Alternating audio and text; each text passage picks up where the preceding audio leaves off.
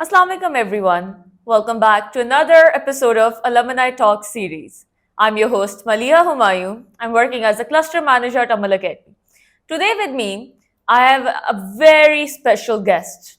Someone who's an engineer, an ACCA student, someone who's also an entrepreneur, someone who has given birth to many startups and is holding them up successfully. This person is none other than Mohammad Rizwan Khan. Rizwan is from batch 249. And as we walk through this podcast, we'll see a series of things that he wants to express. Lots and lots of learnings, as well as, just understanding how to go with the flow and giving yourself space to grow. So let's take these insights from Rizwan himself. Assalamu alaikum, Rizwan. Walaikum assalam. How are you doing? Alhamdulillah. First of all, thank you, ma'am, for having me. No, it's definitely wonderful to have you here with us today because you were such an accomplished person, someone who's done so many different things in life and is excelling. So it's definitely an honor to host you. Thank you, ma'am. So, what are you doing nowadays? Ma'am, nowadays I'm doing a service engineer job and also running few startups and studying ACCA. That's so many different things, right? It's wonderful. I mean, you mentioned a few, but I know it's more than a few. It's 4 different startups. So you're being modest, and we want to know all the deeds about these 4 startups and how did you actually start these. But before I take it up to that level, I have a couple of questions. Rizwan, when I first met you and when I read your essay, where you were describing about yourself, one thing that really stood out for me, and that was that you belong to a background where education was not perceived in the most productive, positive manner, where nobody pursued higher education. So I am sure that you had a difficult time convincing people to allow you to become this educated person. What are your thoughts on that? How did that happen? What spark did you have? Ma'am, usually in Pashtun families, the education is not that much important and they did not give importance to the education. Yeah. They are few of my cousins are bachelors in CS also, but none of them are in engineering or in ACCA or in MBBS like this type of fields. So I decided at that time that I have to go either in MBBS or lawyer Oh, or wow. an engineer. Wow, amazing. So Rizwan I am sure कि ये काम मुश्किल होगा जब कोई भी इस higher education pursue नहीं करता. फैमिली में जनरेशन आफ्टर जनरेशन में किसी ने नहीं किया. तो जब आपने ये आइडिया परस्यू किया होगा कि देखिए मैंने लॉयर बनना है या मैंने डॉक्टर बनना है या मैंने इंजीनियर बनना है, तो बैकलैश आया होगा. आई एम अज्यूमिंग कि आया होगा. ऑफ कोर्स मैम आया था, बिकॉज आई रिमेम्बर कि जब मैंने फर्स्ट टाइम पूछा था अपने फैमिली से कि मैं मैट्रिक में बायो रख रहा हूँ, तो उन्होंने कहा था कि नहीं, आप आर्ट्स पढ़ो क्योंकि बायो या फिर कंप्यूटर साइंस बहुत मुश्किल है, ये पास नहीं कर पाओगे तुम लोग. उसके बाद एफएससी आई, यानी कि इंटरमीडिएट में मैंने दोबारा घर वालों से पूछा कि मैं क्या पढ़ूँ. उन्होंने कहा कि एफएससी पढ़ रहे हो, सारी इंग्लिश में है, फेल हो जाओगे, सप्लीज आ जाएंगी, नहीं कर पाओगे. सो आई डिसाइडेड नहीं, मैं करके दिखाऊंगा. वाओ. आई मीन इसके लिए बहुत हिम्मत रिक्वायर्ड है, स्पेशली जब आपको सब बता रहे हैं कि तुम फेल हो ही जाओगे. उस माइंडसेट को चेंज करना कितना मुश्किल काम है. उनको प्रूव करना कि देखिए failure is part of life. Yes ma'am. I feel है कि फेलियर के बगैर तो जिंदगी ही कुछ नहीं है. ज्यादा से ज्यादा क्या होगा, फेल हो जाएंगे. ज्यादा क्या होगा, फेल हो जाएंगे. एग्जैक्टली. बट उसके बाद तो जिंदगी है ना. Yes ma'am. आप रीट्राई कर सकते हो. सो बिल्कुल. जितना भी आपने मेंशन किया कि सब कह रहे थे कि इंग्लिश में होगा सब कुछ और तुमसे नहीं हो पाएगा. अब ये एक बहुत फिक्स्ड माइंडसेट है. ये बहुत फिक्स्ड एक एक प्रॉब्लम है जो हमारी सोसाइटी में एग्जिस्ट करती है. जब सब अपने फियर्स आप पर प्रोजेक्ट करते हैं, ये उनका अपना खौफ था जो बिल्कुल मैम. उन्होंने आपके अंदर भी डाला कि तुम फेल हो जाओगे. Yes ma'am. और इससे कितना घबराहट होती है. शुरू करने से पहले ही आपने अपने आप को एक फेलियर का लेबल दे दिया होता है कि मैं तो फेल हो जाऊंगा क्योंकि सब कह रहे हैं मुझे. अब ये एक ऐसा ऐसा ट्रूथ है और ऐसा हार्ड माइंडसेट है जिसको चेंज करने के लिए बहुत ज़्यादा स्ट्रगल रिक्वायर्ड है. और I know from experience as well, काफ़ी लोगों से बात होती है रिजवान, वो जिनकी ये स्टोरी होती है, वो ये कहते हैं कि बहुत मुश्किल हुई थी. मैम डेफिनेटली मुश्किल तो होती है, लेकिन मैं जो समझता हूँ ना कि एक जो मेन इंपॉर्टेंट चीज़ थी वो थी कि पेरेंट्स की सपोर्ट। पूरी फैमिली वाले आपके अगेंस्ट थे, लेकिन आपके पेरेंट्स जो है वो आपके साथ खड़े थे। वो कह रहे थे कि आप करो, फेल हो जाओगे कोई बात नहीं, हम आपको सपोर्ट करेंगे, कोई और चीज़ ट्राई कर लेना। Yeah. और दूसरी चीज़ होती है मैम कि हर इंसान की ना एक अपने आप को ना अपने इंसान की कैपेबिलिटी पता होती है। जब वो मेहनत बिल्कुल। करता है ना, उसको पता चल जाता है कि मैं क्या कर सकता हूँ और क्या नहीं कर सकता हूँ। और जब इंसान को लगता है, थोड़ा सा वो लैग होता है अपनी कैपेबिलिटी में कि नहीं मैं ये नहीं कर सकता हूँ, उसको थोड़ी सी मेहनत करता है, हार्ड वर्क करता है, वो उस चीज़ को भी ना कप अप कर लेता है, वो चीज़ को भी कर लेता है। इतना मुश्किल नहीं होता कोई भी चीज़, क्योंकि ये है कि इस दुनिया में अगर हम आ गए हैं ना, तो कुछ भी ऐसा काम नहीं है जो हम नहीं कर सकते, तो दूसरे कर सकते और हम नहीं कर सकते, ऐसा कुछ भी नहीं है। चाहे वो स्टडी हो, बिजनेस हो, कोई इनोवेशन हो, नथिंग इज लाइक दैट के वो कर सकता है और हम नहीं कर सकते। हर इंसान जब जैसे अपने कंफर्ट जोन से निकलता है ना, तो वो बहुत सी ऐसी चीजें कर लेता है जो उसने सोचा भी नहीं होता कि मैं ये कर पाऊंगा, लेकिन वो कर जाता है। उसे कंफर्ट जोन से निकलना is very important. Wow, very very important. You're absolutely right. Rizwan, comfort zone से अगर कोई निकलेगा नहीं तो दुनिया एक्सप्लोर कैसे करेगा? But बिल्कुल ma'am. what advice, what recommendation would you give? या आपने किस तरह ये comfort zone अपना तोड़ा था? क्या thought process था? क्या you woke up one day and you were like, नहीं, मैंने तो इंजीनियर बनना है, मैंने सबसे लड़कर ये काम अपना जरूर करना है? क्या क्या ऐसा हुआ था जिससे आपके जहन में ये चीज फिक्स हो गई थी? मैम जब आप आंखें खोलते हैं ना एक मिडिल क्लास फैमिली में, तो और आप बड़े होते हैं और आप फैमिली के सबसे बड़े बच्चे होते हैं, फिर आप देखते हो कि नहीं यार ये वो लाइफ नहीं है जो मैं, मेरे पेरेंट्स, मेरे बहन भाई डिजर्व करते हैं। बिल्कुल। हम उनको एक ऐसी लाइफ देंगे जो इससे बिल्कुल डिफरेंट हो और एक अच्छी लाइफ हो। तो तब से यानी कि 4, 5, 6, 7 क्लास से डिसाइड किया था कि नहीं इंशाल्लाह एक दिन अच्छा पढ़ना है, अच्छे प्रोफेशन में जाना है, और जो ये एक मिडिल क्लास की चेन है इसको तोड़ना है। तो ये एक चीज़ होती है कि हर स्टूडेंट एक मेन गोल लेके चलता है अपने साथ के, मैंने किस गोल पे रह के अपनी एक चीज़ करनी है। और मैं मेन चीज़ होती है कि हर इंसान को ना, हर स्टूडेंट को बल्कि अपनी पर्सनल लाइफ, अपनी स्टूडेंट लाइफ और अपनी ये रिस्पॉन्सिबिलिटीज़ वाली लाइफ, इसमें ना एक गैप रखना चाहिए, एक दीवार रखनी चाहिए। दूसरों को आपस में मिक्स ना करें। आपकी पर्सनल लाइफ जितनी मर्जी खराब है, लेकिन आपकी स्टडी उससे अफेक्ट ना हो और आपकी रिस्पॉन्सिबिलिटी उससे अफेक्ट ना हो। क्योंकि लाजमी बात है, हम इस दुनिया में आए हैं तो हर इंसान की पर्सनल लाइफ में बहुत से अप्स एंड डाउन आएंगे। बिल्कुल। आपके हार्ट ब्रेक्स होंगे, आपके फैमिलीज में मसले आएंगे, आपके पेरेंट्स की लड़ाइयाँ भी आप देखेंगे, रिश्तेदारों की लड़ाइयाँ देखेंगे, लेकिन उन सब चीज़ों को आप झेलते हुए आपने अपनी स्टडी पे कॉम्प्रोमाइज़ नहीं करना, अपनी रिस्पॉन्सिबिलिटीज़ पे कॉम्प्रोमाइज़ नहीं करना। तो मैम ये एक चीज़ थी जो मैंने बचपन से सीख ली थी कि ये जो एक दीवार है ना, इन सब में ये रखनी है। उस वजह से अल्हम्दुलिल्लाह स्टडी हो गई पूरी।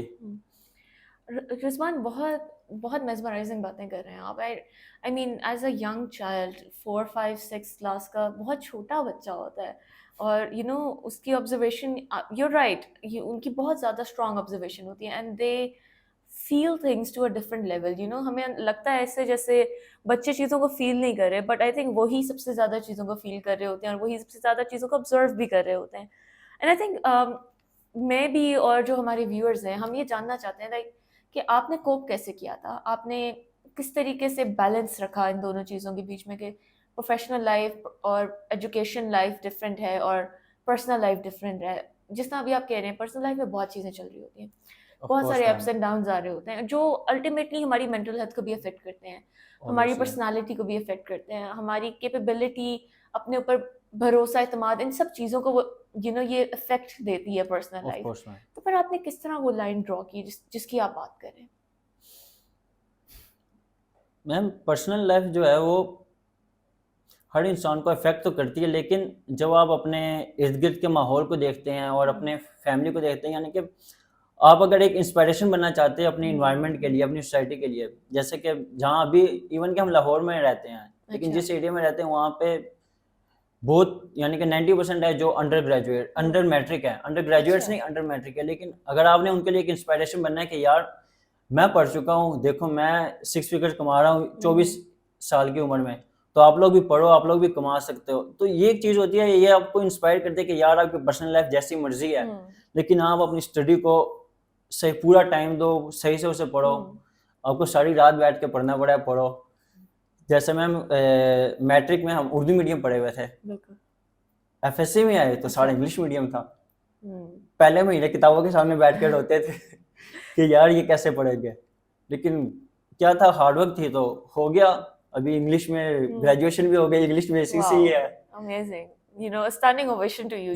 रिजवान, ये सुनने में हम लोगों को लग रहा है आसान है, बट मुझे इतना अंदाजा है कि इनमें से कोई भी चीज, इसमें कोई भी स्टेप आपके लिए आसान नहीं होगा।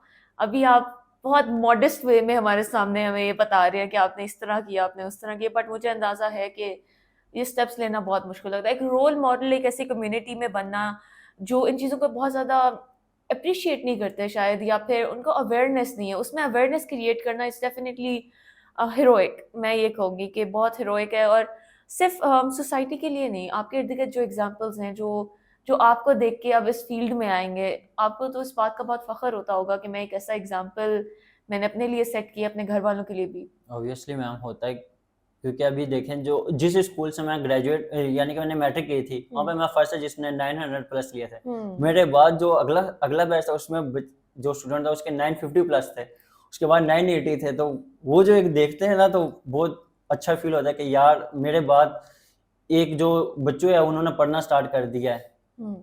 तो ये चीज़ तो मैम बहुत ज़्यादा फील होती है कि यार मैंने जो मेहनत की है उसका फ़ायदा तो हो रहा है सोसाइटी में। Definitely, giving back to the community is a very wholesome experience.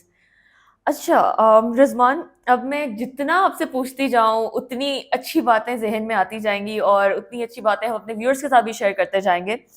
मैं एक्चुअली ये जानना चाहती हूँ कि अब आप एक सर्विस इंजीनियर हैं, यस मैम। आप एक एंटरप्रेन्योर हैं, आप ACCA के स्टूडेंट हैं, आप कॉल सेंटर भी जॉब करते हैं, करते थे, वो भी एक्सपीरियंस है आपके पास, फ्रीलांसिंग भी करते हैं आप। Yes ma'am. सो ये इतनी सारी जो चीजें आप कर रहे हैं, इसके बीच में अडेप्टेबिलिटी कैसे आती है? How do you shift? सबसे ज्यादा मसला जब दो तीन चीजें आपकी लाइफ में चल रही होती है, सबसे बड़ा मसला मुझे भी ऐसा लगता है कि वो यही आता है कि एक स्टूडेंट के माइंडसेट से एक एंटरप्रेन्योर के माइंडसेट में जाना, फिर एंटरप्रेन्योर के माइंडसेट से एक पर्सन जो सर्विस इंजीनियरिंग की जॉब कर रहा है उसमें आना, और फिर फ्रीलांसिंग की माइंडसेट में जाना। हॉपिंग काफी सारी चल रही है, किस तरह मैनेज करते हैं? मैम एक जो चीज़ होती है, किसी भी काम को स्टार्ट करना आपका काम होता है, उसकी फाउंडेशन बनाना आपका काम होता है। एक दफ़ा उसकी फाउंडेशन बन गई, वो चल गई, तो एंटरप्रेन्योर का काम उसको पूरा एंड तक लेके जाना नहीं होता, लेकिन एक ना इन्वायरमेंट बनाना होता है जिसमें वो चीज़ ऑटोमेट होके चले। और जो आपका दौर है, अब AI आ गया, हर एक चीज़ है, तो हर एक चीज़ ऑटोमेट हो जाती है। तो स्टार्ट मैम हर एक बिजनेस जो भी है उसमें ये होता है कि आपने फाउंडेशन बना दी, एक टीम बना दी, एक सेटअप बना दिया, एक रूल्स बना दिया आपने, सर्टन रूल्स। उसके बाद वो चीज़ फिर चलती रहती है। आपका काम सिर्फ बिजनेस डेवलपमेंट है, बिजनेस रनिंग एम्प्लॉयज़ हैं, आपके दूसरे दोस्त हैं, वो करेंगे, आपने सिर्फ बिजनेस डेवलपमेंट करनी है। तो इस टाइम मैं सिर्फ ये करता हूँ, आइडिया बिजनेस डेवलप किया, जब एक दफ़ा सारी चीज़ ऑटोमेट हो गई, फिर उस आइडिया से मैं पीछे हट जाता हूँ। जो लगे होते हैं लड़के, वो उसको चलाते हैं, वो इस पे काम करते हैं फिर।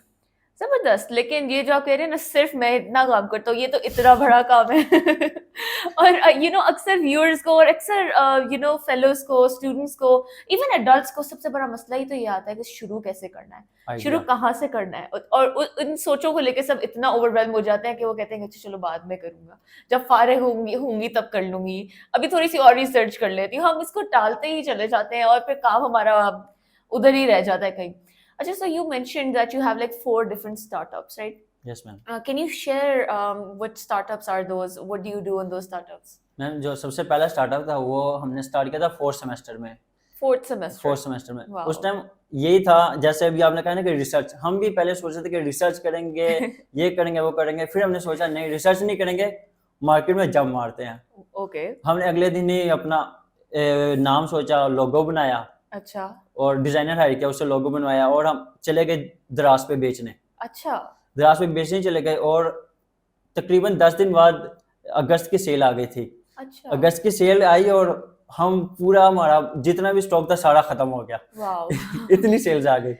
तो ये था कि हम मैम अगर कुछ भी स्टार्ट करना है ना, अगर आप रिसर्च करते रह जाएंगे ना, रिसर्च लाजमी है, लेकिन इतनी रिसर्च करेंगे ना कि आपका टाइम वेस्ट हो, तो वो चीज़ फिर बेस्ट नहीं है। बेस्ट नहीं है। आपको मार्केट में जंप करके रियल टाइम फेस करना पड़ेगा चीज़ों को, फिर आपको टैक्टिक्स पता चलते हैं कि आपने उसको कैसे चलाना है, आपने कैसे करना है प्रॉब्लम्स को हैंडल।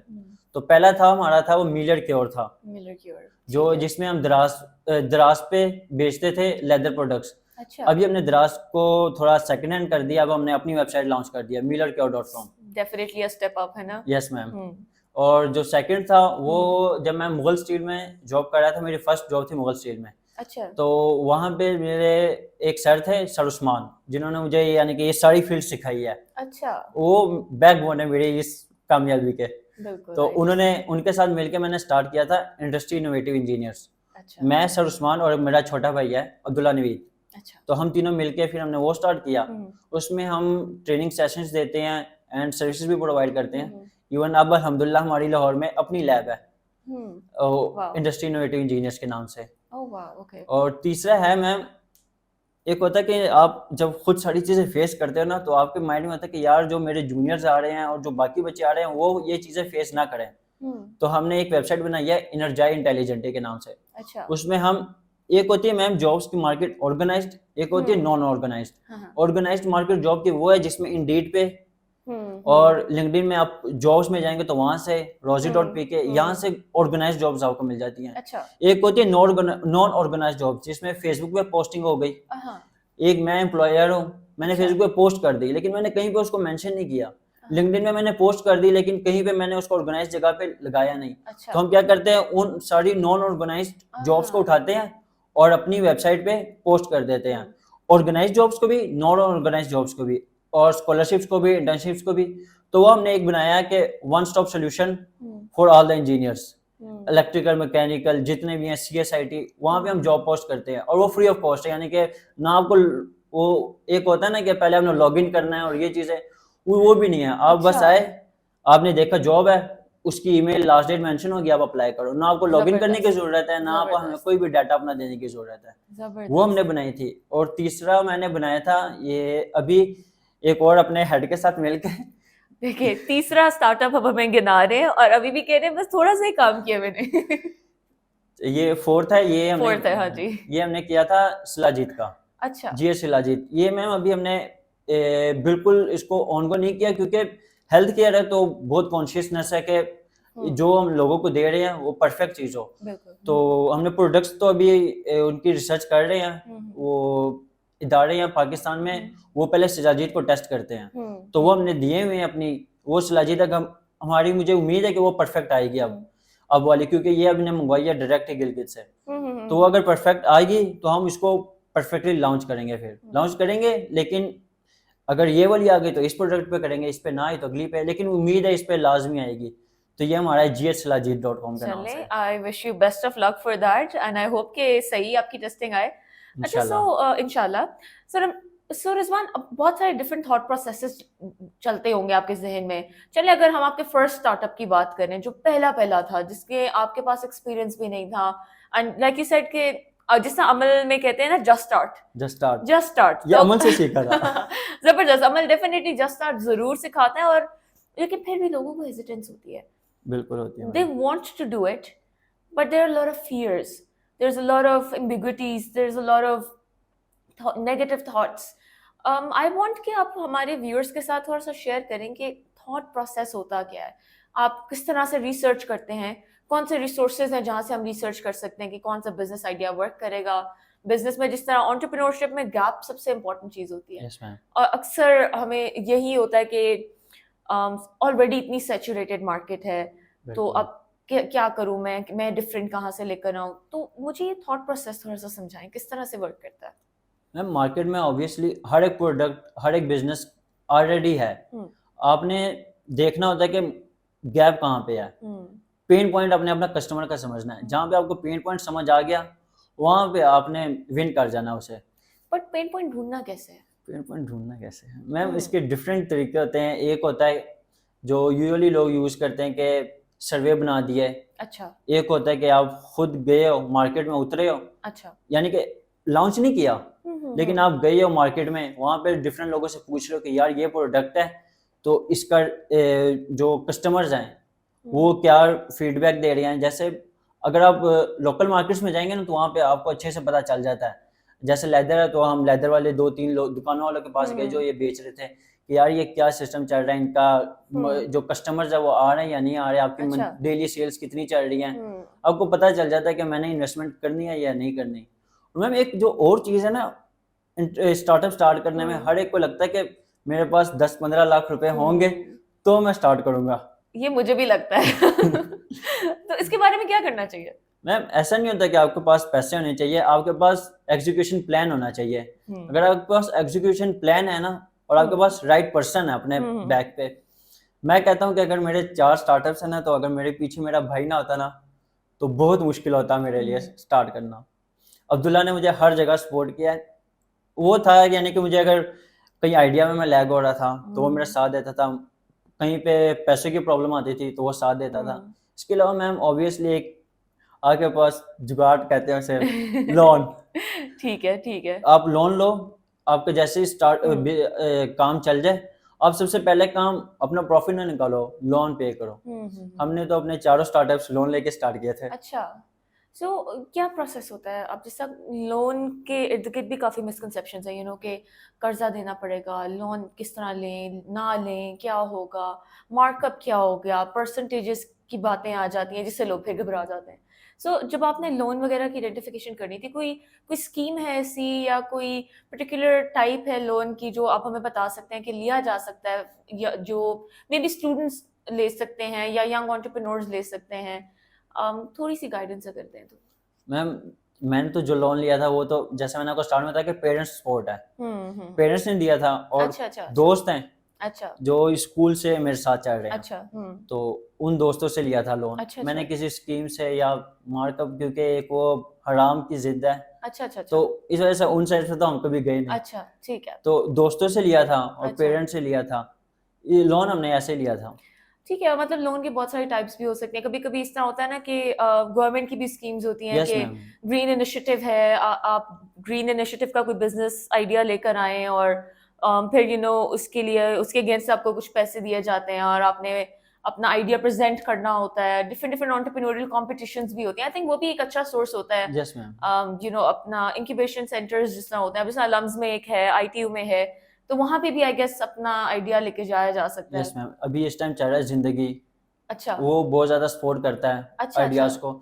इस तरह बाकी भी हैं मैम, जैसे आप कह रही हैं ना कि आइडियाज़ पिच करना हाँ, हाँ। और वो आपको इन्वेस्टमेंट देते हैं, बिल्कुल, तो इस तरह हाँ। तो काफ़ी ज़्यादा है पाकिस्तान में। लेकिन मेरे माइंड में ये है कि 100% बिजनेस अपना रखना है, अच्छा, हाँ। किसी को बीच में देना इन्वॉल्व नहीं नहीं है, करना। इन्वॉल्व नहीं आई गेस ये करना। अपनी-अपनी सोच का भी हिसाब यस होता मैम। है। कुछ लोग मतलब हो सकता है कि आप मतलब you got lucky and your friends had the money they could loan you. May be कुछ लोगों की इस तरह ना हो तो उनके लिए ये स्कीम्स भी अवेलेबल बिल्कुल हैं। मैम। आपने ज़िंदगी कहा है? जी, ज़िंदगी प्राइस। हाँ, अच्छा चलो that's good, that's something our viewers can definitely look up कि ये क्या स्कीम है या ये कौन लोग हैं और ये क्या करते हैं। Yes ma'am. चलिए दैट्स गुड। आई थिंक बड़ी अच्छी इनसाइट्स आ रही हैं। अब आपने मुझे ऑल द डूज तो बता दिए कि ये करना चाहिए। अब मैं थोड़ा सा फोकस करना चाहती हूँ कि ऐसी कौन-कौन सी गलतियाँ हैं जो शायद आपने भी की हैं या यस मैम। जो न्यू एंटरप्रेन्योर्स या जो बिजनेस स्टार्ट कर रहे होते हैं उनके वो करते हैं और किसी ने शायद उनको नहीं बताया होता कि ऐसा नहीं करना या इस तरह बात नहीं करनी। बिकॉज बिजनेस में अब जिस तरह आपने कहा मार्केट सर्वे के लिए गए, मार्केट में आपने जाके बहुत सारे लोगों से पूछा है कि लेदर का क्या रिस्पॉन्स आ रहा है। अब वो मार्केट वाले भी तो मार्केट में बैठे हैं ना, उनको भी पता है कि किस सिलसिले में पूछा जा रहा है हमसे, तो किस तरीके से बात करनी होती है, how do you present yourself, what do you say, what needs to be your body language, कितनी इंफॉर्मेशन आपने इनिशियली शेयर करनी होती है सर्वे में, या क्या थॉट प्रोसेस है उधर? मैम जब आप सर्वे करने जाते हैं आपने क्योंकि इस टाइम जितने भी सेलर बैठे हुए हैं सारे फिजिकल बेच रहे, कोई भी ऑनलाइन नहीं बेच रहा, तो उनको आपसे इतना मसला नहीं होता, अच्छा। क्योंकि वो कहते हैं ठीक है हमने अपनी दुकान करनी है, आपने ऑनलाइन बेचना है बेचो।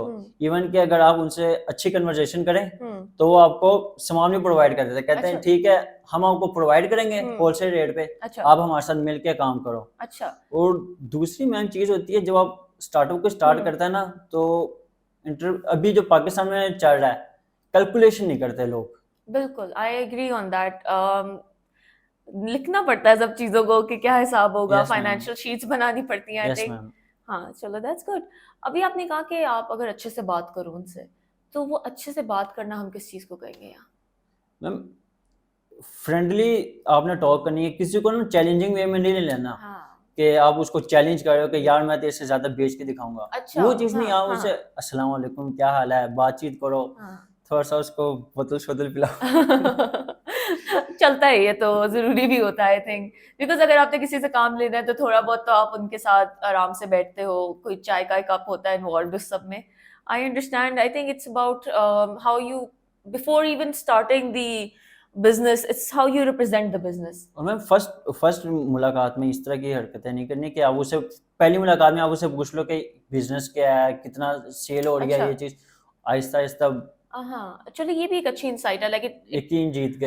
हाँ, एक-एक स्टेप एक-एक बार करना पड़ता है। आपको आई थिंक अपनी रेपो भी बनानी पड़ती यस है उनके मैम। साथ। Again, excellent insights, and I think this is like very helpful for our fellows as well, for those young entrepreneurs जो कोशिश कर रहे हैं बिजनेस फील्ड में आने की और उनके दिमाग में बहुत सारी रिलक्टेंस थी, एंड आई थिंक जिस तरीके से अभी आपने एक्सप्लेन किया Rizwan, I think that's very informative. Even I've learned a couple of things from you, so you're very inspiring to us. Um, Chalo, I want to ask you one more question. Like, what advice would you give to a person who's trying to start a business, perhaps, or is juggling different fields in life, like you are? You have ACCA, you have service engineering, and then freelancing, and also, an entrepreneur. So, what advice would you give to these people? Ma'am अगर किसी ने यानी कि इस दौर में business start करना, उसको सबसे पहले अपनी पर्सनल ब्रांडिंग करनी करनी चाहिए, Personal branding, yeah. क्योंकि इस टाइम पर्सनल ब्रांडिंग से बहुत अच्छी रिस्पॉन्स आता है। जैसे अभी मैंने अपनी पर्सनल ब्रांडिंग की लिंक्डइन पे, अच्छा।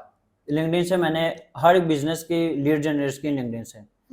तो सबसे पहले तो पर्सनल ब्रांडिंग है, उसके बाद है मैम कि डिफरेंट थिंग्स क्यों करनी है, वो हर एक अपना माइंडसेट है, क्योंकि बहुत से लोग हैं जो इस टाइम बिजनेस कर रहे हैं लेकिन उन्होंने ECCA नहीं किया हुआ, ना उन्होंने MBA किया हुआ, लेकिन वो कर रहे हैं, अच्छे से कर रहे हैं। बिल्कुल। लेकिन मुझे ऐसा लगता है कि अगर मैंने बिजनेसेस करने हैं तो मुझे मार्केटिंग को, फाइनेंसिंग को, कैलकुलेशंस को, टैक्सेशंस, ये सारी चीज़ें खुद मुझे आनी चाहिए, खुद मैं सीख सकूँ, तो इसलिए मैं इसी से कर रहा हूँ।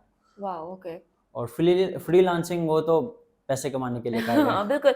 आई मीन ये अमल में भी हम करते हैं ना कि एक आपकी जॉब होती है और एक आपका करियर होता है। Yes ma'am. सो वो जॉब और करियर में डिफरेंस हो सकता है। बिल्कुल, मैं एक और चीज़ पूछना चाह रही हूँ रिजवान, अभी जिस तरह आपने पर्सनल ब्रांडिंग की बात की, I think this is a very important topic and it is something that everybody should be doing, and especially in today's world where your personal representation is really, really important. Yes ma'am. Wherever you do it, you could do it on LinkedIn, you could do it on Instagram, wherever. Honestly, itne sare platform exist Yes, करते हैं. ma'am. And you said that you connected with all the businesses there. So, any suggestions on how anybody can start with personal branding? Like, what steps can they take? What needs to be done? How it needs to be done? Ma'am सबसे पहले तो आपको अपनी एक line choose करनी पड़ती है कि आपने अपनी पर्सनल ब्रांडिंग किस में करनी है। अगर आप अपनी पर्सनल ब्रांडिंग बिजनेस में करवा रहे हो तो आप इंजीनियरिंग वाली फील्ड में अपनी पर्सनल ब्रांडिंग नहीं करवा सकते, क्योंकि दोनों एक अलग चीज़ है। बिल्कुल। मार्केटिंग में करवा रहे हो तो वो एक अलग फील्ड है। तो सबसे पहले तो मैम, क्योंकि अक्सर लोग होते हैं वो डिफरेंट चीज़ों में अपनी पर्सनल ब्रांडिंग में लगे होते हैं, एट द एंड फिर वो किसी में भी नहीं होती। तो आपने एक अपना एक पाथ फॉलो करना है कि यार मैंने पर्सनल ब्रांडिंग करवानी है तो मैंने इस वाली फील्ड में करवानी है। और फिर होता यह है कि आपने जो ऑलरेडी वहाँ पे इन्फ्लुएंसर्स हैं उनके साथ कनेक्शन बनाओ, उनके साथ उनको अपने प्लेटफॉर्म पे लेकर आओ, यानी कि वो अगर लिंक्डइन पे हैं तो उनको अपने कनेक्शन में लेकर आओ, आपके पोस्ट को लाइक करें, रीशेयर करें, आपकी चीज़ों को अपनी उस पर दें आईडी पे, तो वहाँ से आपकी सारी लीड्स आती हैं, सारी ट्रैफिक आ जाती है। तो आप कभी भी अगर मार्केट में उतर रहे हो, अगर अगले बंदे को चैलेंज करके लोगे तो कभी भी नहीं कर पाओगे।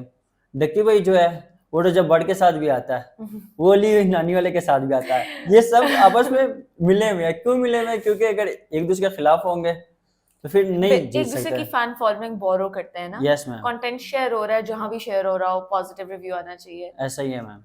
ठीक है, वैसे तो ये एग्जाम्पल बड़ी खतरनाक सी थी लेकिन चले कोई बात नहीं, होता है। अच्छा, मैं एक और आखिरी सवाल है रिजवान, आई थिंक बहुत ही इंसाइटफुल हमारी जर्नी रही है, this conversation that we have had has been really eye opening.